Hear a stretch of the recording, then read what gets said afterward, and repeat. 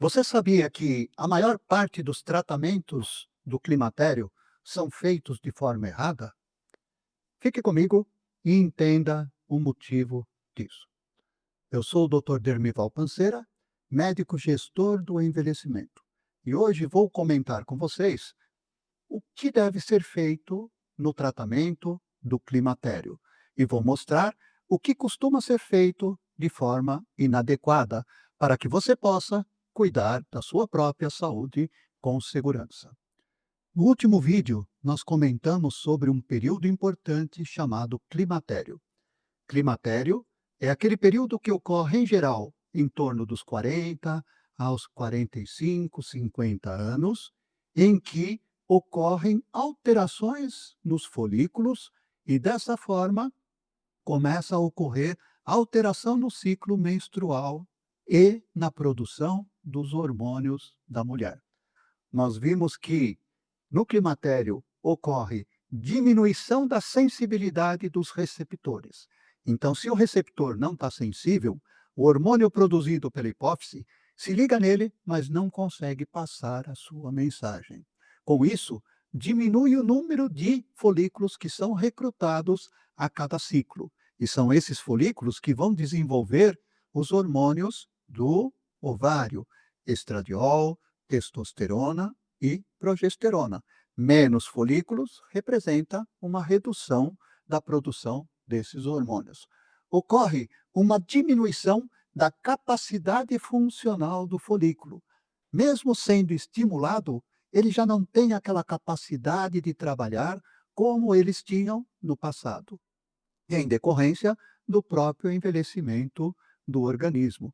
Se ele é estimulado, mas não consegue trabalhar direito, o que vai acontecer? Menor produção de hormônios, né? Nós vimos que, à medida que esse processo avança, chega uma hora que não chega nem a ocorrer a ovulação. E quando não ocorre a ovulação, não há formação do corpo lúteo. Se não tem o corpo lúteo, não vai ter formação de progesterona.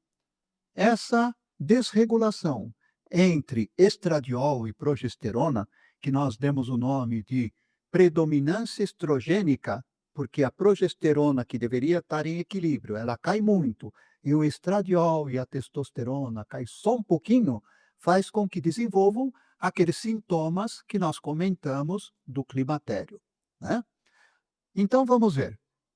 Nós temos uma pequena diminuição de estradiol, uma pequena diminuição de testosterona e uma importante diminuição da progesterona, nesse período dos 40 aos 50 anos, que é o climatério. Como é que deveria ser o tratamento de uma mulher que apresenta aqueles sintomas? Ele deve prever essas alterações hormonais que ocorreram aqui. Então, a primeira coisa, a mais importante, é a suplementação da progesterona. É ela que vai voltar a causar o equilíbrio com o estradiol e, com isso, combater o predomínio estrogênico. Nós vimos que o estradiol, ele retém líquido. Então a mulher vai chegar no consultório dizendo: doutor, estou me sentindo inchada, mão inchada, perna inchada, as pernas pesadas, estou ganhando gordura, estou ficando com culote, com celulite, minha barriga aumentou, eu não durmo direito à noite, eu tenho calores, eu estou muito irritada, muito nervosa, muito ansiosa, às vezes tenho crise de agressividade e depois eu me arrependo e não sei por que eu fiz isso. Tudo isso é decorrência do excesso de estradiol em relação à progesterona. Então, muitas vezes, simplesmente corrigindo a progesterona, nós já conseguimos fazer com que esses sintomas desapareçam. Mas nós vimos que, na medida em que o processo vai evoluindo, vai diminuindo a produção também de estradiol e de testosterona. Então, às vezes, o tratamento deve prever uma pequena suplementação desses hormônios, mas nunca da mesma forma que ocorre quando a mulher já está na menopausa. Futuramente, em outros vídeos, nós vamos comentar os problemas da menopausa, vamos entender como é que eles ocorrem e ver como é o tratamento hormonal neste período. Mas, por enquanto, a mulher ainda está numa fase de transição, ela está na fase de climatério. Então, o tratamento ideal, ele deve sempre repor a progesterona e, eventualmente, repor um pouquinho de estradiol e um pouquinho de testosterona. Aí, por que repor só um pouquinho de estradiol? No último vídeo, nós falamos que no hipotálamo existe um tipo de termômetro aonde o organismo regula a temperatura a partir da qual ele deve desencadear os processos de vasodilatação e resfriamento do corpo. Nós vimos que a progesterona, quando ela está presente, ela regula esse nível um pouquinho mais alto. E aí a mulher passa o dia todo, o tempo todo, sem ter aquelas ondas de calor. Quando não tem a progesterona, quem regula é o estradiol. E o estradiol, estando mais baixo, ele vai fazer o quê? Ele vai regular esse nível um pouquinho para baixo. E aí é uma diferença de meio a 1 grau, mas é muito. Isso daí no dia a dia faz com que diversas vezes o organismo pense que a mulher está com o corpo muito quente e precisa esfriar, mesmo sem estar. E aí ele causa vasodilatação, ela vai ficar vermelha, ela vai ter uma transpiração excessiva, essa transpiração vai roubar calor do corpo e vai fazer com que ela depois sinta frio. Isso acontece de manhã, acontece de tarde, mas acontece principalmente de noite. Interrompe o sono da pessoa e junta com o efeito do estradiol no cérebro. No outro dia ela está mais nervosa, mais ansiosa, mais depressiva, mais irritada. Por isso, eventualmente, você pode colocar um pouquinho de estradiol para poder regular essas flutuações que ocorrem juntamente com a progesterona, e isso vai manter aquele termostato mais constante e evitar essas ondas de calor. A testosterona, ela sofre uma redução muito pequena, muito pequena. Então, não é sempre que se repõe por causa deste efeito, da falta de testosterona. Mas a gente pode suplementar um pouquinho. Por quê? Porque a testosterona desencadeia um processo de proteção contra o câncer de mama. O estradiol é um hormônio que multiplica as células. Então, ele faz com que as células da mama sofram multiplicação, e isso aumenta o risco de câncer de mama. Ele faz com que as células do útero se desenvolvam, do epitélio do útero, se desenvolvam, da mucosa dele, se desenvolvam mais, e isso causa um risco de câncer de útero. O estradiol também facilita o câncer de colo. Quando a gente coloca a testosterona consegue reduzir um pouco esse risco. No tratamento correto, quando a gente suplementa o estradiol, o ideal é que se coloque junto um outro hormônio da mesma classe que se chama estriol. Por que a gente coloca o estriol junto com o estradiol? Porque o estriol se liga nos mesmos receptores que o estradiol, porém ele tem um efeito menor. Então ele vai desencadear um resultado mais equilibrado que o estradiol. E a gente associando os dois, junto com a testosterona, reduz o risco de câncer. Quais são os erros que se costuma acontecer nos tratamentos do climatério? Primeiro, não utilizar a progesterona. Muitos médicos ainda falam: se a mulher não tem útero, não precisa repor progesterona. Nós vimos que maior parte dos sintomas são dependentes da progesterona. Então, é importante que você faça a reposição desse hormônio. Além disso, a progesterona não age só no útero, ela age em vários lugares do corpo. Ela tem as ações específicas dela, por isso é importante utilizar. Outro erro que se costuma acontecer com muita frequência é você fazer a reposição da progesterona, porém você fazer uma reposição grande de estradiol ou de estradiol e de testosterona também. Lembra que nós falamos que boa parte dos sintomas nesse período são dependentes da desproporção entre estradiol e progesterona.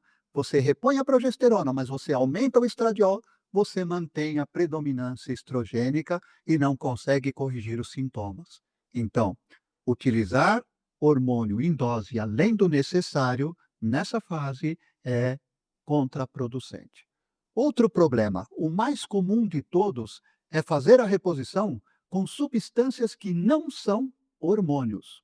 O que é isso? Ao invés de utilizar o estradiol, que é aquele hormônio que seu corpo produz, que seu corpo conhece, é aquele hormônio que ele foi projetado para utilizar, você utiliza um estrógeno sintético, uma molécula que imita esse hormônio, mas não é o hormônio. Então ele tem alguns efeitos parecidos, mas tem vários outros efeitos que não deveria ter. Ou você utilizar um progestágeno, que é uma molécula que imita a progesterona, mas não é a progesterona. Nesse caso, você está submetendo a mulher a riscos diversos, inclusive de câncer, e muitas vezes não consegue nem controlar os sintomas de forma adequada.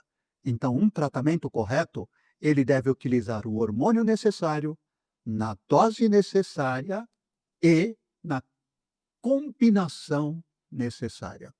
Ainda existe outros problemas em relação à prescrição de tratamentos inadequados. Por exemplo, utilizar estradiol ou testosterona por via oral. Quando a mulher toma o comprimidinho, aquele medicamento vai para o intestino, do intestino ele vai ser absorvido, vai passar pelo fígado, vai ser metabolizado e uma pequena parte dele vai para a corrente sanguínea. Então, você vai fazer o quê? Você vai agredir o seu fígado e vai ter, às vezes, nível insuficiente no sangue. Para você conseguir níveis bons, você vai ter que utilizar em doses maiores e vai prejudicar mais o organismo. O certo é você utilizar o hormônio de forma que ele vá direto para a corrente sanguínea. Aí você vai pensar, então injeção de hormônio seria o correto. Primeiro que não daria para tomar injeção todos os dias, não seria nada agradável. Mas segundo, quando você vai utilizar injeções de hormônios, essas injeções causam um aumento brusco do hormônio e uma manutenção da quantidade no sangue por um período muito prolongado. E o natural não é isso. O natural é todos os dias produzir um pouquinho do hormônio no horário certo e depois ter a queda. Se você foge daquilo que o organismo foi projetado, você causa problemas para ele. Então, hormônios, estradiol e testosterona por via oral não funcionam.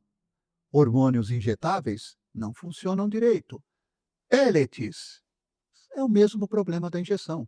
O pellet, o que ele vai fazer? Ele vai eliminar, ele vai liberar todos os dias uma certa quantidade de hormônio e vai manter o nível elevado. E não é esse o natural. O natural durante o dia é ter uma elevação e depois ter uma queda. Além disso, existe um negócio que chama ritmo circadiano, que determina o que deve acontecer no organismo em cada período. Então, o normal, natural, é que o organismo produza estradiol e testosterona de manhã e progesterona de noite. Então você deve seguir aquilo que o corpo está acostumado. Deveria utilizar o hormônio estradiol e testosterona quando for indicado, em baixas doses, no período da manhã, de forma que ele não passe pelo fígado e atinja direto a circulação. Qual é o melhor meio? É o meio transdérmico, tá? A progesterona, por sua vez, deveria ser utilizada à noite, porque é ela que regula o sono, é ela que acalma, é ela que controla aquelas agitações do cérebro, todas aquelas coisas. Então, o período que o organismo libera é no período noturno, e a gente tem que imitar ele. Agora, a progesterona foge um pouquinho desses outros dois. Esses dois a gente utiliza transdérmico. A progesterona transdérmica tem uma absorção ruim. Então, no caso dela, a gente utiliza oral. Mas não é só por esse motivo, porque também, quando ela chega no fígado, ela é convertida em substâncias que são boas para a saúde. São substâncias que vão combater, por exemplo, as tromboses, vão ajudar na regulação das gorduras do sangue, vai aumentar HDL, vai diminuir LDL, VLDL. Então, por esses benefícios, vale a pena a gente utilizar a progesterona no período da noite por via oral. Lembrando sempre que a forma correta de utilização dos hormônios é hormônio que seu organismo produz. que a gente costuma chamar de hormônio base ou hormônio bioidêntico. Agora, você tem um pouquinho de base para poder entender o que é que seu médico está prescrevendo e discutir com ele, conversar com ele sobre aquela prescrição, de tal forma que você tenha sempre o melhor tratamento, visando a manutenção da sua saúde e do seu bem-estar. Se você gostou do conteúdo, curta o vídeo, compartilhe com seus amigos e inscreva-se no nosso canal. Obrigado.